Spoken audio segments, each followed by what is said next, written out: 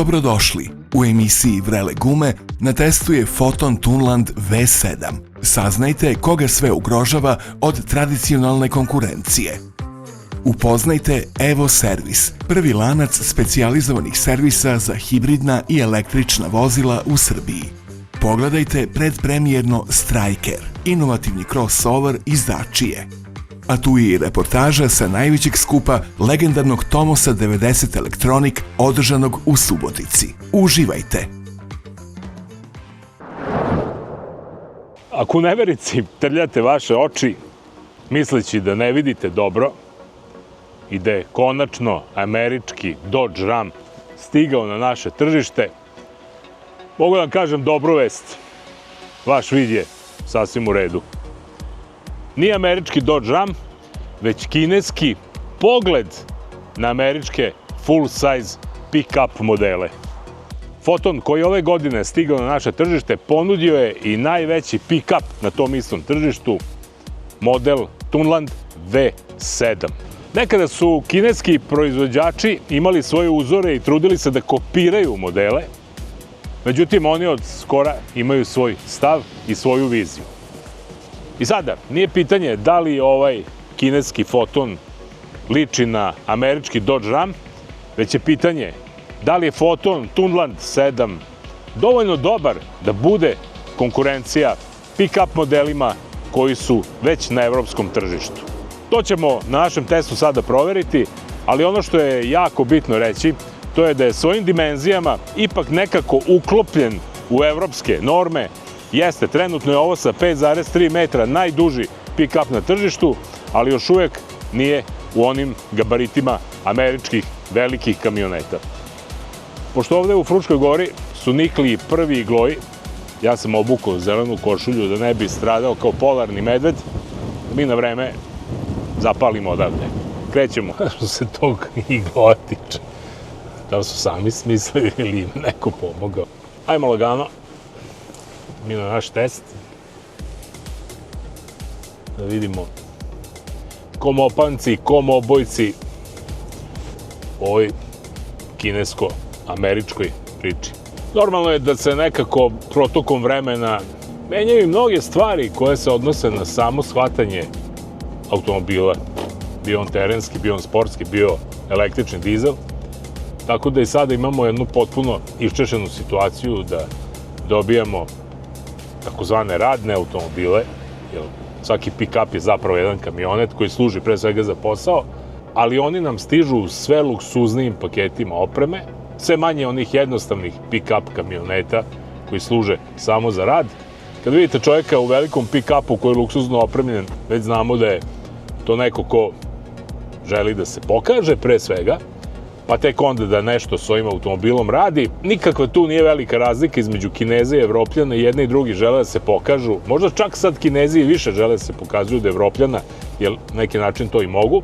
Ono što je jako dobro, bar kad su u pitanju kineski automobili, retko kad stižu sa dizel motorima, pa ovo je stigao sa dvolitarskim turbo dizel motorom, koji ima laganu asistenciju električne energije. Ovo je standardna priča sa kineskim modelima, da infotainment vodi svoju politiku. Stao sam kod blage elektrifikacije, to je 48-voltni sistem koji posjeduje sasvim solidnu bateriju koju ne znamo kolika je, ali ima zadatak da pokreće električni motor od nekih 30 konjskih snaga koji asistira ovom turbo dizelu od 160, što bi rekli, konja. Dizelski motor ima nekih 400 Nm obrtnog momenta, što je sasvim za pohvalu, ali tome, odmah ga kažem, u startu se dodaje i obrtni moment elektromotora koji je prilično onako golem. Samim tim ovaj oko 2,5 tone težak automobil nema nikakvih problema s ubrzanjem. Upravo ta električna asistencija čini da dizel agregat bude rasterećen, da se jednim delom vozi na električnu energiju i to je stvarno stvar koju treba zaista pohvaliti. Zapravo, da budem precizniji, težak je negde oko 2200 kg, s obzirom da je u ovoj kategoriji ukupno dozvoljena masa automobila 3500 kg, odmah možemo reći da onako statistički on ima nosivost negde oko 700 do 800 kg, to je ono što možemo da kažemo da se piše.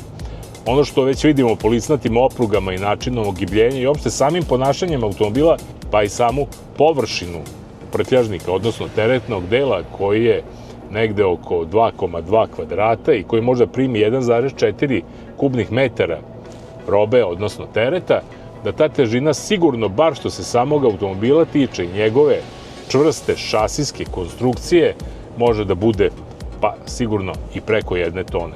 A kad imamo veliki teret, moramo imati ne samo jak motor, već i dobre kočnice, a Tunland V7 je, bar što se kočenja tiče, potpuno u proseku klase i one su stvarno dobro dizajnirane i dimenzionisane da budu efikasne, a ono što je jako važno reći za neko ko možda bude želeo da kupi ovaj pick-up, da bi sa njime radio, recimo da vozi brodove, jahte ili neku šlep službu, kad kažete šlep službu odmah se naježim, može da vuče prikolicu koja ima sistem za kočenje do 3,5 tone težine, dakle, jedna ozbiljna može bude radna sprava da povučete svoj čamac ili da se bavite biznisom šlepanja, a da pri tome zaista onako se vozite sa jednim posebnim uživanjem i uz jednu posebnu udobnost. Maksimalna brzina je tu negde oko 160 km na sat. Na 130 km na sat, onako kako možemo da se krećemo na autoputu maksimalnom brzinom, troši negde između 11 i 12 litara dizela, dakle nije baš mali potrošač. Međutim, s obzirom na ovu elektrifikaciju, na blagi hibrid koji je ispod haube, prosečna potrošnja na našem testu je bila tu negde oko 10 litara goriva, što za ovako težak, veliki, glomazan automobil zaista ne možemo reći da je nešto što nismo očekivali. Ono što ja nisam očekivao i da opet kažem u kategoriji radnih vozila, to je opremljenost. I boga mi mnogi takozvani premium brendovi bi mogli i tekako da se ugledaju. Izbor boja vrlo veseo, neobičan, nekako da kažem inspirativan, a isto tako inspirativna i tehnologija koja se nalazi ispred mene, bar u onom digitalnom smislu, izuzetno precizna, otvorena i pregledna instrument tabla koja može da se podešava na nekih 9 ili 12 različitih ekrana, od one klasike koje ja sad imam ispred sebe, a to je vozački okrugli instrumenti, pa do onih nekih potpuno digitalizovanih podataka šta sve naš automobil radi u toku vožnje. Isto tako za pick-up klasu imamo zaista velik monitor infotainmenta koji posmatra uz pomoć kamera sve oko nas, dakle možemo da gledamo i gde se vozimo i levo i desno i napred i nazad, pa čak i ono ispod samog automobila, što je jako važno za off-road terenske vožnje. I ono što je možda jako važno reći, to je da imamo ispod monitora taktilne komande za one najvažnije stvari koje se često koriste tokom vožnje. Mana celog ekrana što je loše zasenčen, tako da i ovde imamo savršen jedan monitor koji kada sine sunce zapravo skoro više ništa ne vredi i to je stvar koju kineski stručnjaci moraju nekako da reše.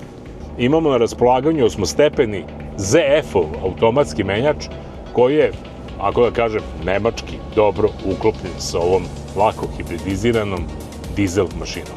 Sve funkcioniše dobro, odlično se ponaša na otvorenom putu, lepo kapira teren, dakle na uzbrdicama, na off-road vožnje, vrlo lako stepen prenosa prilagođava baš onom koji nam je potreban, a naravno tome mu asistira i 4 vrste pogona. U standardnoj varijanti imamo pogon samo na zadnje točkove koji se reguliše ovim ovde selektorom, zatim možemo podesimo automatski mod vožnje, to je da automatika sama bira da li prednji ili zadnji pogon ili sva 4. Imamo brzi pogon na sva 4 točka, to je kada se nalazimo na konstantno lošem terenu, klizavom, da možemo da se krećemo brže, ali još uvek nismo došli u situaciju da jako zakucavamo blokadama automobil. I imamo sporohodni pogon na sva 4 točka koji već služi za teže terene. Takođe, Foton Tunland nudi i opcije zaključavanja diferencijala, što znači da baš kad je ono stani pani, možemo da budemo prilično sigurni da ćemo se iz nezgodnih situacija sa njime izvući.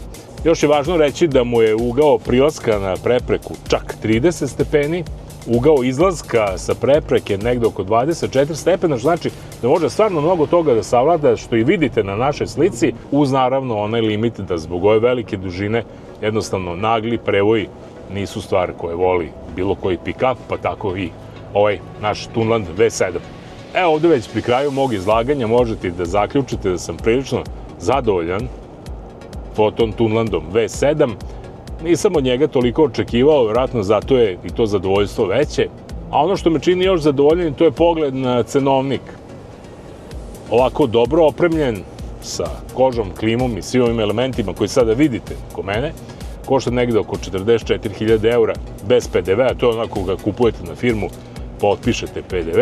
Ako ga baš kupujete za sebe lično, na privatno lice, onda je to negde oko 55.000 eura. I bar što se toga tiče, možemo kažem da je ovo pick-up koji za upola cene nekog američkog velikog pick-upa donosi gotovo isto. Međutim, nije stvar da li on liči na američke pick-upove, nije stvar u tome da li Photon Tunland košta više ili manje od njih, jer ako ste očekivali kinesku kopiju, verovatno ćete se ovim testom iznenaditi. Ako ste očekivali američki pick-up za duplo manje novca, pa mogu da kažem i to je preterivanje.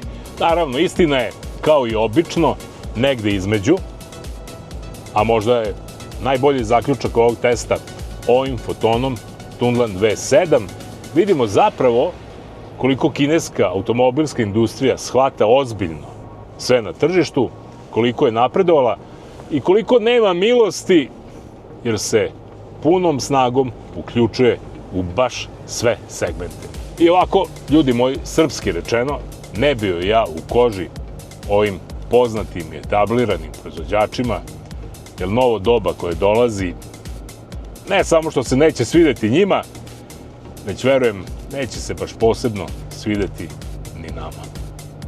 Zašto? Pratite nas, saznaćete. Super Studio Village u Milanu, pravo mesto za prvi susret sa Dacijinim inovativnim crossoverom Stryker. Dizajniran da se nadopunjuje sa modelom Bigster, Stryker posjeduje terenske prednosti SUV-a, praktičnost, pomalo zaboravljene kategorije karavana, ali performanse putničkog automobila. Na delu je dužina od 4,62 metra, visina 1,53, što je malo niža od proseka u C-SUV segmentu koji je inače 1,6, ali upravo to je onaj dizajnerski detalj da se praktično naglasi i tekako popularna forma SUV kupea sa petoro vrata. Pri tome ostvaren je koeficijent otpora vazduha od 0,29, a što se tiče točkova, oni su u zavisnosti od opreme dimenzija 17, 18 i 19 inča. Kristofa Dridija, potpredsjednika Dacia Industries, pitamo zašto je Daci bio potreban ovaj model. First, because we want to offer the essential for our customers. We want to reinvent the crossover, especially in the C segment. We have already a big success with Bigster and we continue with Stryker. Znate onaj osjećaj, vidite lep automobil, ali nemate pojma zašto vam je lep. Pa ja ću vam reći. Ramena linija proteže se od prednje do zadnje svetlosne grupe i objedinjuje ih u jednu celinu. Također, Stryker je prva Dacia koja ima novi svetlosni potpis u obliku slova T. Obratite pažnju na obrube točkova i bočnu zaštitu. Reč je o inovativnom materijalu Starkle, koji možete naći također i u enterijeru. Enterijer definiše Daciino opredeljenje neophodno, ali prilično cool. Drugim rečima, bazično jeste, ali odlično izgleda. Čiste, jasne linije vozačkog radnog mesta i fizičke komande osmišljene da budu intuitivne. Centralni monitor od 10,1 inča, opet u zavisnosti od nivoa opreme, povezan je na sisteme Media Display ili Media Nav Live. Instrumentabla je displej od 7 inča koja koristi optičku refleksiju. Reč je o tehnologiji koja projektuje ključne informacije da na 3D način plutaju na ekranu ispred vozača. Krovno panoramsko staklo izrađeno je iz više slojeva i za oko nevidljivih filtera kako bi se omogućila bolja toplotna, ali i zvučna izolacija. Pomenimo još centralnu konzolu koja ispod naslona za ruke ima koristan prostor od 6,7 litara i naravno novu kolekciju U-Clip aksesuara koji su u velikom procentu izrađeni od recikliranih materijala. Evo jedna mala premijera na temu U-Clip aksesuara.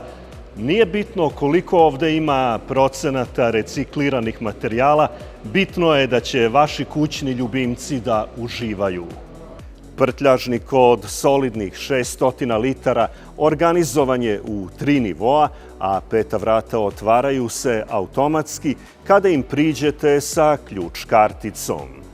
Motoristika počinje sa nečim što se zove Mild Hybrid G140.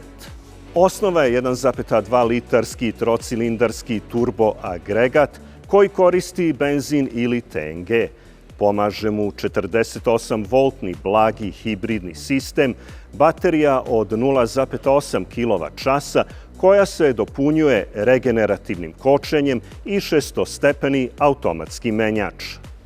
Striker Hybrid 155 čini 109 konjskih snaga i iz 1,8 litarskog četvorocilindarskog motora i 2 elektromotora, jedan od 49 konjskih snaga i jedan starter generator. Baterija je zapremine 1,4 kWh. Menjač je automatski sa 4 stepena prenosa za benzinski motor i 2 za električni pogon.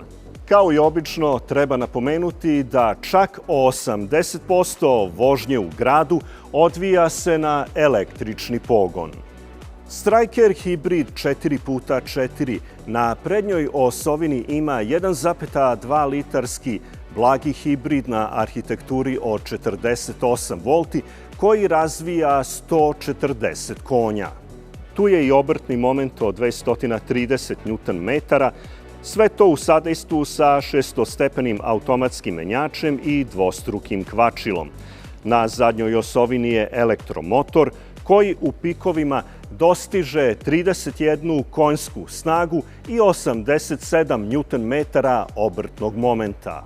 4x4 izdanje ima modove za sve situacije na terenu.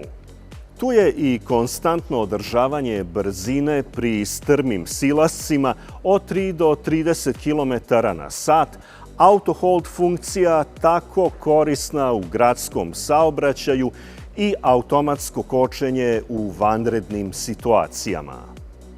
Najavljena cena je ispod 25.000 evra i drugim rečima jedva čekamo da provozamo Dacia Striker.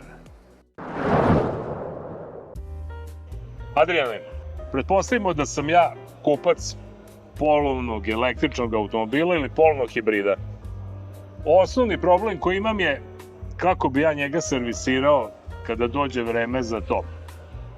Nalazimo se sada kod vas u Evo servisu. Imate jako velikih novosti, zanimljivih stvari za buduće i sadašnje vlasnike električnih automobila i hibrida. Ako imate električno vozilo i pita se gde ga servisirate, jako je bitno da znate da ne može svaki servis da servisira to vozilo. To znamo, to smo iskusili već. Tako je, to su vozila pod visokim naponom i ljudi koji rade na tim vozilima moraju da prođu posebne obuke i treninge kako bi mogli da rade na tim vozilima. Hvala Bogu, Evo servis je osnovan sa strane EKAP trening centra koji posluje ovde u Svetozara i Bačkovića 2 i u zadnjih, da kažemo, nekoliko meseci, skoro pa godinu dana smo primetili jako značajan porast ljudi koji dolaze, mehaničara koji dolaze na treninge u EKAP, baš na treninge za električna i hibridna vozila, da bi mogli da rade na njima. I iz tog se izrodila ta jedna ideja da se pokrene ta Evo servis mreža servisa koji su stvari obučeni, pouzdani i sigurni za rad na vašim električnim automobilima. Praktično, ako sam dobro razumeo, mi sada u Srbiji, zahvaljujući Evo servisu, imamo čitav jedan lanac servisera koji su osposobljeni za popravljanje električnih i hibridnih automobila. Koliko ih ima i gde su onako najkraće locirani? Kako ste se rasporedili? Tako je, ovo je bukvalno prva servisna mreža tog tipa u Srbiji. Znači, ovo je, da kažemo, pod EKAP-om i pod trening centrom, ne od nekog, da kažemo, drugog. I servise su pametno izabrani i raspodeljeni, tako da bukvalno kada krenete od Subotice pa do Leskovca uvek možete naći i Kikinda, i Zrenjanin, i Beograd, i Kragujevac, biće i Kruševac, imamo Zaječar, imamo Leskovac, tako da 27 servisa posle 2 meseca rada na terenu i verujemo da će ih u narednom periodu, narednih par meseci biti bar još 10.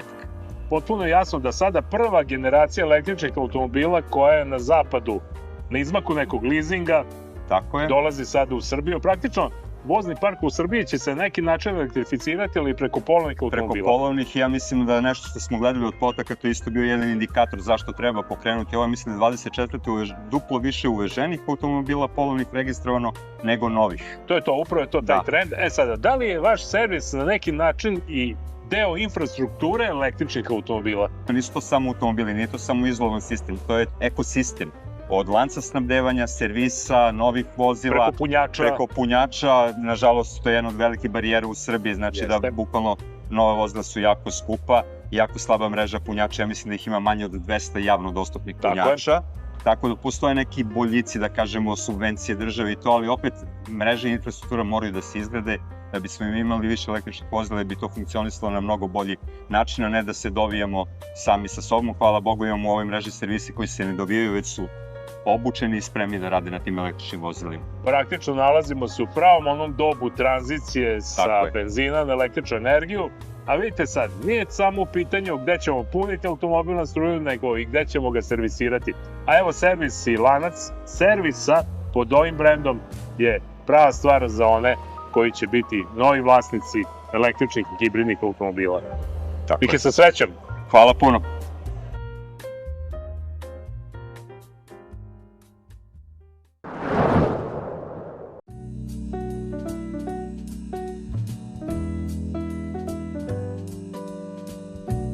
Tomos sekcija Oldtimer kluba u Subotici organizovala je najveće na Balkanu, a i globalno okupljanje ljubitelja Tomosa 90 Electronic i, što je najvažnije, njihovih mopeda u sve 4 originalne boje. Zuka, da ponovimo gradivo ovog mopeda koji obeležava 50 godina.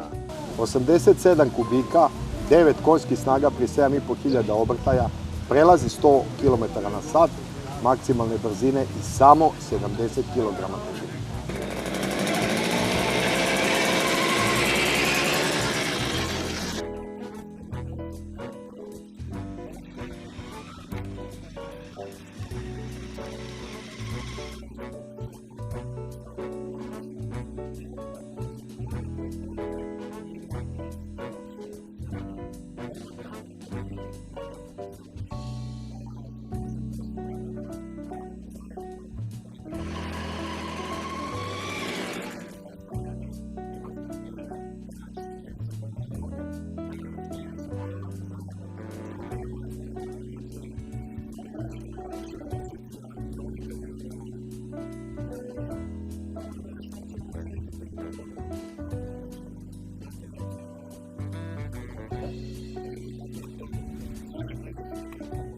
Cena elektronika bila je u rangu fiće, a opet Tomos nije mogao da ih napravi dovoljno koliko je bila potražnja. Kako to?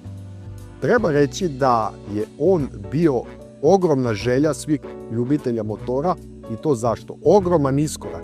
Sa motora od 50 kubika je išao ka Tomosu i tu je bila ta klackalica. Ako vas je on zadovoljavao, vi ostajete na njemu. Ako smatrate da ste ga prevazišli, vi idete u svet ozbiljnih motocikala u Orbiter Kubineži.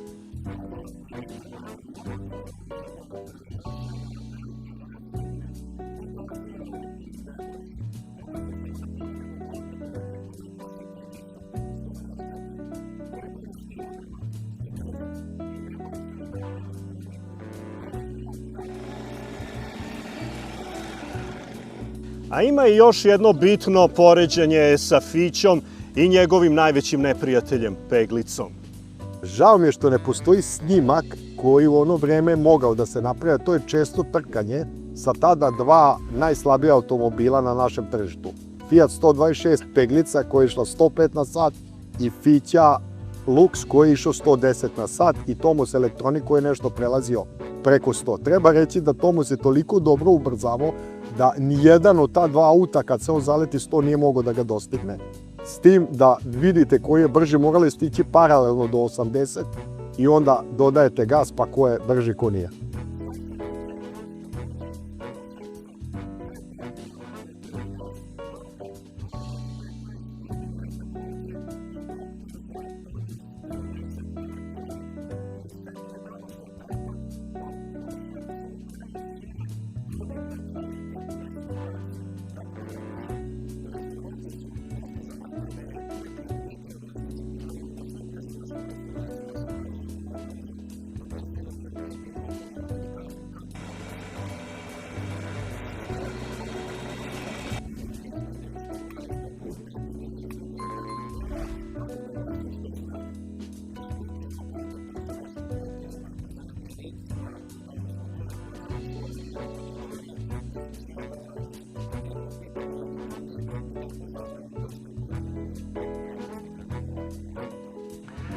Koliko je elektronik bio pouzdan, govori i činjenica da sa njime sa voljenom osobom išlo i na more.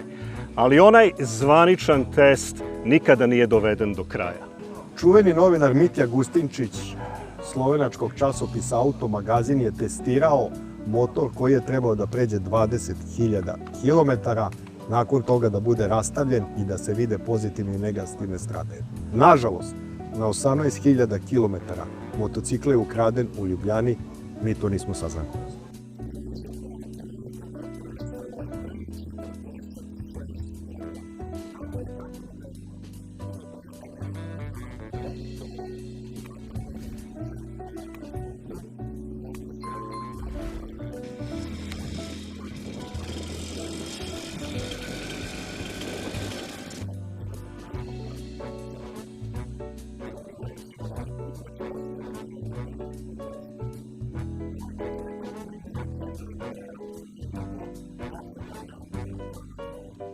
Motor je kupljen nov 76. godine i podignut je na tavan.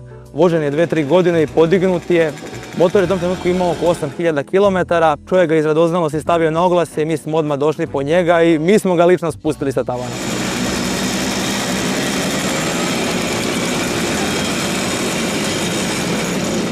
Najmlađi zvanični učesnik ovog skupa je Veljko koji ima 16 godina i već ima svog elektronika. Koje boje? Plavi. A jel bi ti dobro došao još neki? Da. E pa imam dobre vesti za Veljka. Naime, ako pobedi na tomboli, tu je jedan koji bi mogao da osvoji. Kakav je? Dobar, samo treba da se ispolira. Karolj Kenjereš uradio je pa manje više nemoguće, okupio je ovih 40 posada. Pitanje koje se nameće je kako? To je umetnost. Drago mi je da si to rekao. Naime, Karolj Kenjereš definitivno nešto znači u svetu ljubitelja Tomosa, ali obratno.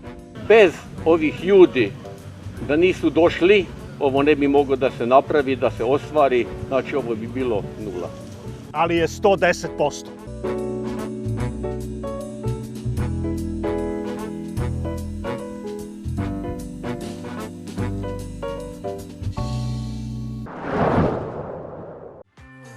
Toliko za ovaj put. Do sledećeg televizijskog druženja sa ekipom Vrelih guma potražite ove, ali i druge zanimljive sadržaje na našim društvenim mrežama. I ne zaboravite, vozite bezbedno.